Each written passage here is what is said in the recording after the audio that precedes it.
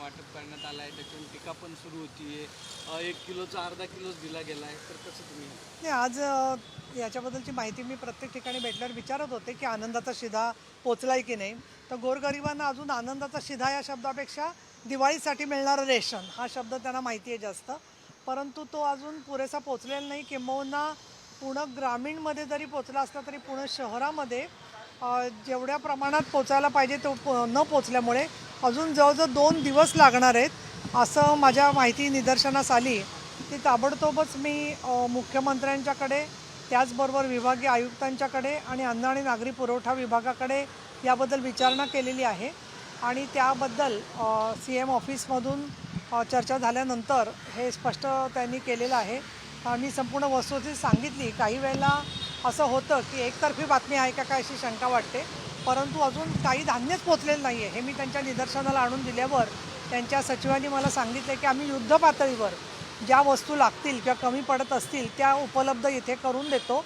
गरज पडल्यास जिल्हाधिकाऱ्यांशी बोलून त्या वस्तू इथल्या इथे खरेदी करण्यासाठी सुद्धा आम्ही सुविधा देतो आणि आज संध्याकाळपर्यंत त्याचं वाटप सुरू होईल अशा प्रकारे मला जिल्हाधिकाऱ्यांनी पण आश्वासित केलेलं आहे. त्याचबरोबर CM ऑफिसनी पण सांगितलेलं आहे. आणि म्हणून दिवाळी जी आहे ती त्या शिध्याशिवाय जाऊ नये असं वाटतं आणि म्हणून पुणे शहरातल्या नागरिकांना लवकरात लवकर तो शिधा मिळावा याची दखल मी घेतलेली आहे आणि माननीय मुख्यमंत्री कार्यालयाने पण दखल घेतलेली आहे. हे मी या ठिकाणी स्पष्ट करू इच्छिते. इतकंच नव्हे तर काय कारणामुळे हा शिधा शहरामध्ये पोहोचण्यात दिरंगाई झाली त्याच्यामध्ये अन्न आणि नागरी पुरवठाच्या जे संबंधित अधिकारी असतील त्यांनासुद्धा मी विचारणा करणार आहे आणि ताबडतोब पुणे शहरामध्ये हा आनंदाचा शिधा पोचला पाहिजे असं मी X समाज माध्यमांवरून संबंधित विभागाला सुद्धा निर्देश दिलेले आहेत. ताई, 3-4 दिवसापूर्वी सुषमा अंधारेंनी पण हाच आरोप केला होता, शिधा वाटप अजून होत नाहीये.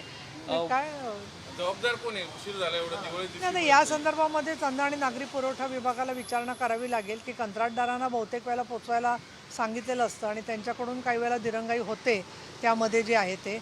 पण एक असं होतं की ज्याला आपण म्हणतो की लांडगा आला रे आला असं जे रोजच ओरडतात, तर त्यावेळेला त्यांना लांडगा फार आवडत असतो असं मला वाटतं. त्याच्यामुळे मी नुसत्या टीकेपेक्षा ज्याला वस्तुस्थितीचा आधार आहे त्याची दखल आम्ही जरूर घेत असतो आणि गोरगरिबांना तो मिळावा ह्याची मागणीसाठी मी 15 वर्ष विधिमंडळामध्ये सातत्याने मागणी केलेली होती. आता ते नाही आहेत, परंतु सन्माननीय गिरीशजी बापट ज्याला अन्न आणि नागरी पुरवठा मंत्री होते त्यावेळेला मी त्यांना 5-6 वर्ष निवेदनं देत होते की तुम्ही रवा, मैदा, पाम तेल या गोष्टी द्या. ते त्यावेळेला काही कारणामुळे झालं नाही. परंतु आता ही जी महिलांची अपेक्षा असते गोरगरीब महिलांची आणि जनतेची, ती या सरकारने एकनाथ शिंदे यांच्या नेतृत्वाखाली आणि देवेंद्र फडणवीस उपमुख्यमंत्री असताना गणपतीच्या वेळेला दिलेला आहे. इतकंच नव्हे तर ईदच्या वेळेला, इतर सणांच्या वेळेला पण उपलब्ध करून दिला आणि दिवाळीला पण उपलब्ध करून दिलेला आहे.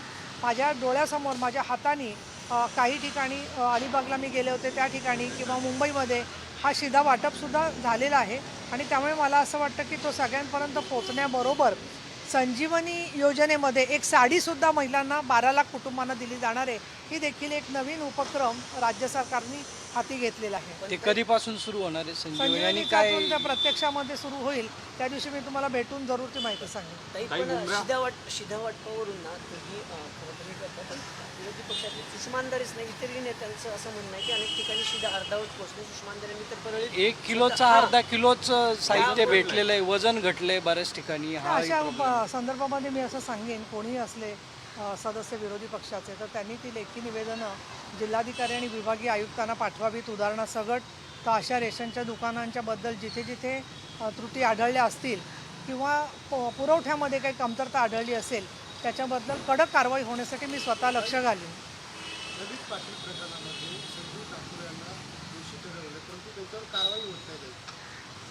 मुळामध्ये चार्जशीट दाखल झालं पाहिजे. चार्जशीट दाखल झाल्यावरती ज्यांच्याकडून काही हयगय झालेली आहे त्या गोष्टी स्पष्ट होतील. आणि मुळात मुद्दा असा आहे की ज्यामुळे ड्रग्ज सगळीकडे पसरले आणि मी खरं तर पुण्यातसुद्धा बोलले होते तरीसुद्धा, आणि नाशिकला तर मी जाऊन पत्रकार परिषद घेतली आणि मी तिथे 2 मागण्या केल्या की जसं बॉम्बला लागणारा अमोनियम नायट्रेट उपलब्ध सढळ हाताने असल्यामुळे अनेक ठिकाणी त्याचा गैरवापर होताना दिसत होता, तशा ड्रग्जमध्ये जे अंमली पदार्थ असतात त्याच्यावरती FDAने म्हणजे अन्न आणि नागरी पुरवठा विभागाने सुद्धा बंधन आणायला पाहिजे होतं, त्यांनीसुद्धा त्या फॅक्टरी तपासायला पाहिजे होत्या, पण ते झालेलं नाही आहे.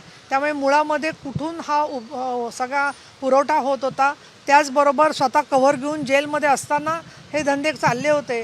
तर मग कारागृह अधीक्षक जे आहेत, त्या कारागृह अधीक्षक काय करतात या सगळ्या बाबतीमध्ये, त्याचबरोबर त्यांच्या सहीशिवाय दर शुक्रवारी वैद्यकीय तपासणीचं कागद तपासले जातात आणि मग शुक्रवारी रुग्णांना नेलं जातं. तर मला आश्चर्य वाटतं या टीकाकारांचं. टीका करताना माणसांनी जे जे दोषी असतील त्या सगळ्यांवर बोललं पाहिजे. हा आवडता आणि तो न आवडता विचार करता कामा नये. आम्ही लेजिस्लेटर म्हणून 22 वर्ष काम केलेलं आहे. तर मग त्या ठिकाणी डीन असतील, कारागृह अधीक्षक असतील, ज्या लोकांनी त्याला संरक्षण दिलेलं असेल ते लोक असतील, नाशिकच्या ठिकाणी ज्या ठिकाणी त्यांनी आडनाव बदललेलं आहे, 3 वेळेला त्यांनी आडनाव बदललेलं आहे, या सगळ्या गोष्टी जे जे जबाबदार आहेत आणि ज्यांनी त्याला कव्हर केलेलं आहे त्या सगळ्याच्याबद्दल देवेंद्र फडणवीस उत्तम पद्धतीने कारवाई करतील आणि सुरू आहे कार्यवाही. त्यांनी वेळोवेळी सांगितलेलं आहे की याच्यातली नावं समोर येतील, त्याला धक्का बसेल. त्याला मला असं वाटतं की त्याच्यामध्ये ब्लेम गेम करत बसण्यापेक्षा अशा पद्धतीची महाराष्ट्राला जे संकट आलेलं आहे त्या संकटाला कुठे ना कुठे सुरुवातीला जेव्हा ललित पाटीलची घटना घडली त्यावेळेला फडणवीस साहेबांनी सांगितलेलं आहे की त्यावेळेला तर गुन्हाच दाखल झाला नाही आहे. तर या सगळ्याची पाळंमुळं काय ती खणून काढण्याचा संकल्प हा निश्चितपणाने आणि हेतू, भूमिका आणि कार्यपद्धती राज्याच्या गृह विभागाकडे, हे मला या ठिकाणी नमूद करायला पाहिजे. दुसरं, NIAने जसं अतिरेक्यांच्या बद्दलची दखल घेतली जाते तशा अनेक बाबतीमध्ये NIA काम करत असतं. तर पुणे शहर पोलिसांनी अतिरेक्यांच्या संदर्भात जे काम केलं त्याची दखल घेऊन पुणे शहर पोलिसांचं कौतुक केलेलं आहे. तर मला असं वाटतं की आत्तासुद्धा दिवाळीमध्ये आपल्या स्वतःच्या ड्युटीवर जसे तुम्ही माध्यम सैनिक आहात त्याच पद्धतीने पोलीससुद्धा प्रत्येक ठिकाणी आज दिवस रात्र काम करतायत. तर पोलीस असेल, सैन्य असेल, तर यांचं मनोबल खच्ची होईल अशा पद्धतीने 2 मिनिटाच्या प्रसिद्धीसाठी ज्याला आपण म्हणू की अशा चुकीच्या गोष्टीची माहिती लोकांनी देता कामा नये याची काळजी घेतली पाहिजे असं मला वाटतं. आणि त्या अधिवेशनामध्ये सुद्धा जे काही प्रश्न आमचे सभागृहातले सदस्य देतील किंवा या प्रश्नावरती लक्षवेधक चर्चा होतील त्याला माझी निश्चितपणाने पूर्ण सहकार्य. दादा भुसे आणि 22 वर्ष शंभूराज देसाई यांच्यावरती वारंवार या प्रकरणामध्ये आरोप होतोय. विरोधाकडून त्यांना टार्गेट केलं जाते. ललित पाटील आणि त्या सगळ्यांचं काही कनेक्शन आहे? मुळामध्ये शंभूराजे देसाईंनी तर अब्रू नुकसानीचा दावा केलेला आहे. काही संबंधित व्यक्तींवरती ते मी वाचलेलं आहे.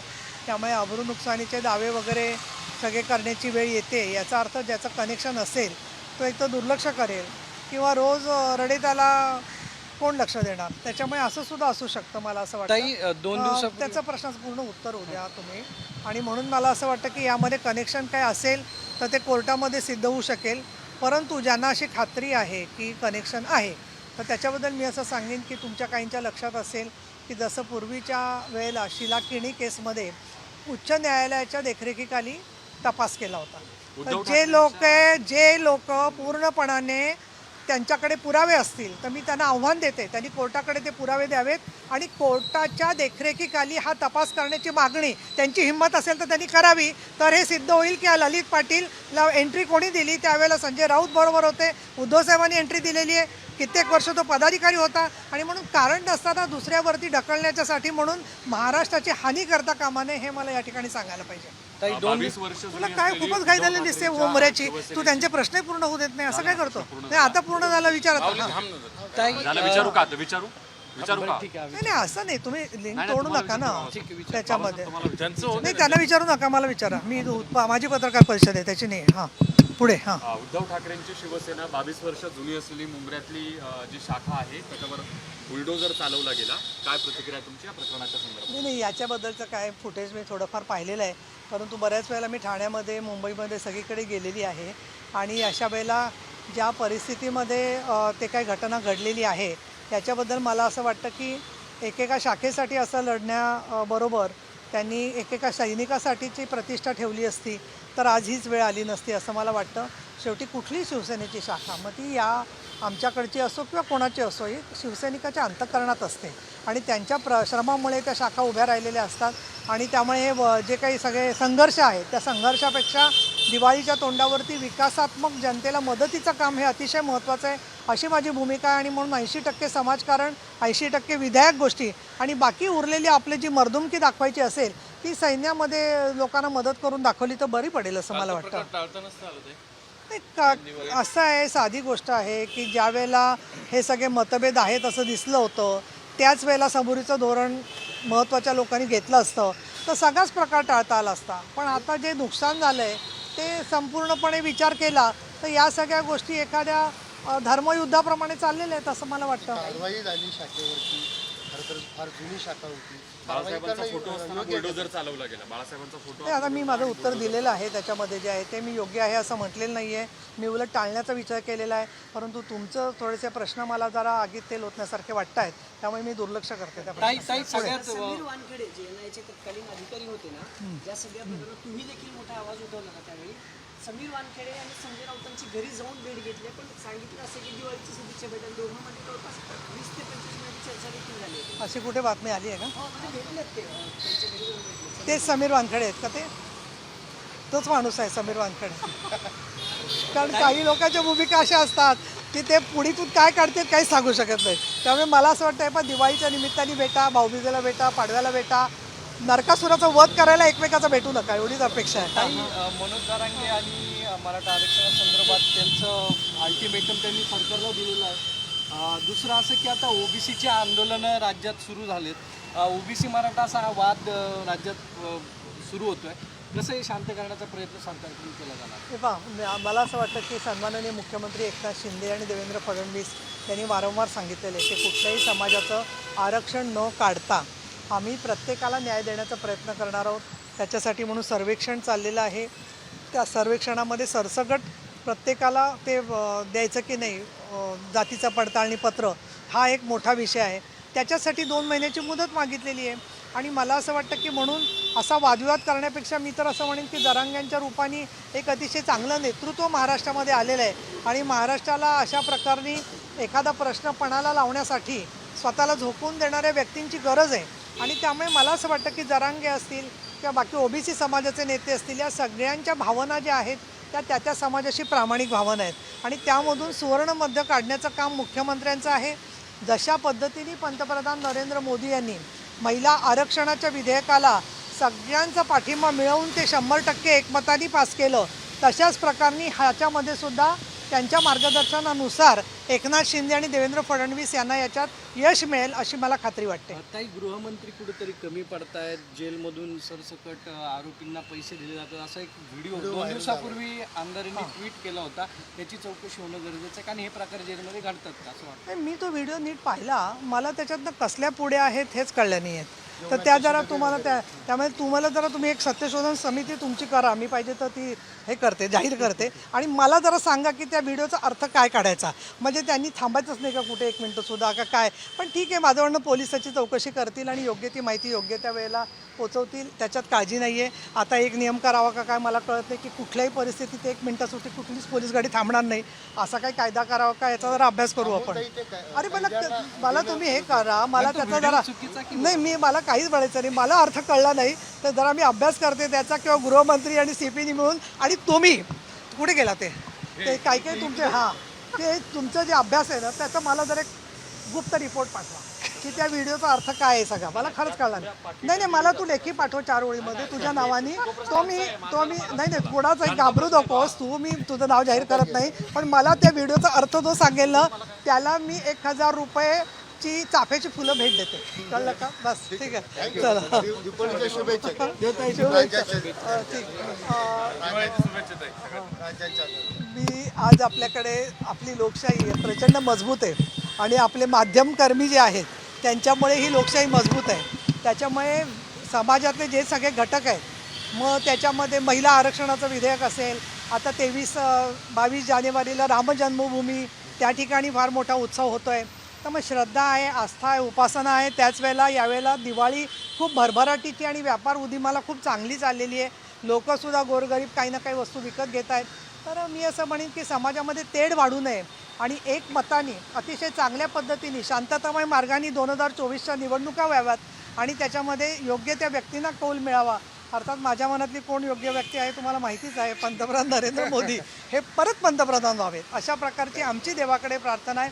आणि एकनाथ शिंदे आणि फडणवीस यांच्या नेतृत्वाखाली आणि अर्थात अजित पवारांच्या नेतृत्वाखाली राज्यामध्ये समृद्ध आणि सुखी दिवाळी आणि सगळे निरोगी राहावेत अशी माझी त्यांना ताई शुभेच्छा. तुम्ही पंतप्रधान म्हटले, मग मुख्यमंत्री कोण पाहिजे? नाही, आता सगळ्या गोष्टी सांगायच्या नसतात नाव तुम्हाला. सांगितलं मुख्यमंत्री सांगायचं शिंदे साहेब आहेत असतं मुख्यमंत्री प्रश्न पुढच्या काय? 24 ला ते पुढचं आता सगळं मी सांगू शकत नाही कारण मी एक सामान्य कार्यकर्ता आहे. तुमच्याकडून मला आधी बातम्या कळतात त्या मी बघत असते, फॉलो करते. धन्यवाद.